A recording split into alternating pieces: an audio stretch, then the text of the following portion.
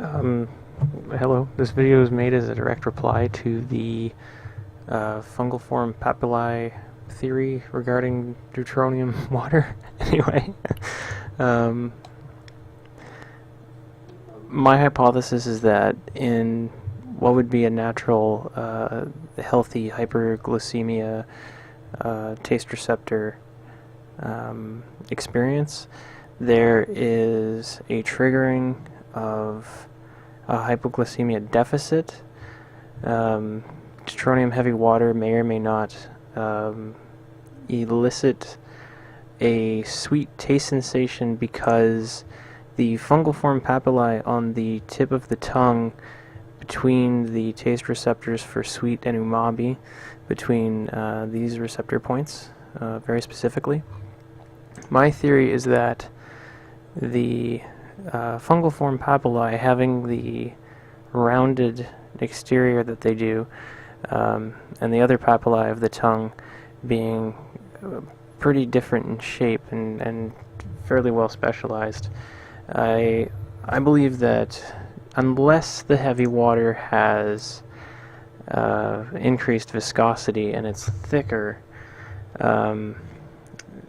or perhaps maybe the ions that make it what it is, heavy, are somehow either penetrating these fungiform papillae of the tongue and eliciting a sweet response because they're ionizing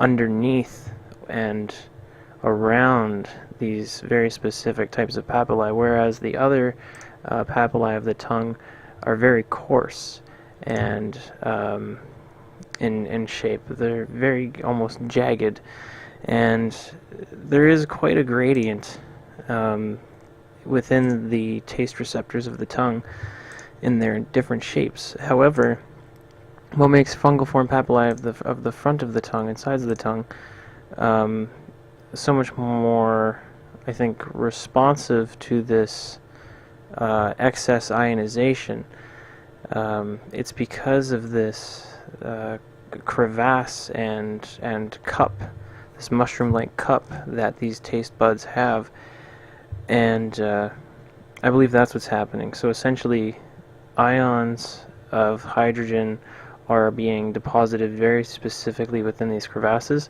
and perhaps given the physiology of these papillae, that is why the heavy water doesn't necessarily taste bitter or sour, because that would be the complete gradient of the tongue.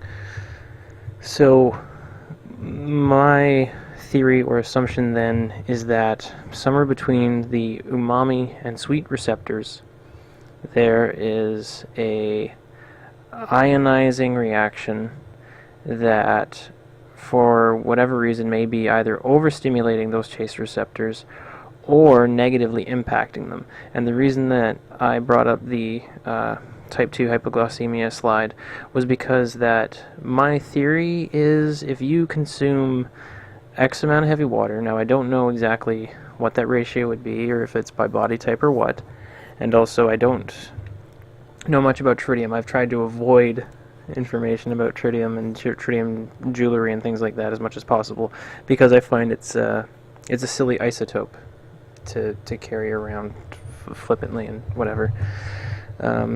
So anyway, I don't know if the buildup of tritium in the body can trigger different enzymatic dysfunctions. However, I do believe that perhaps over time, and if there is a consistent, or rather almost like a hobbyist approach taken to heavy water in the same way as colloidal silver. Colloidal silver can over time cause a pigmentation and disease, but it permeates the body. That's why it shows up in a whole body fashion, and I feel that perhaps the precursor to an enzymatic dysfunction or other form of issue might arise from deutronium water consumption.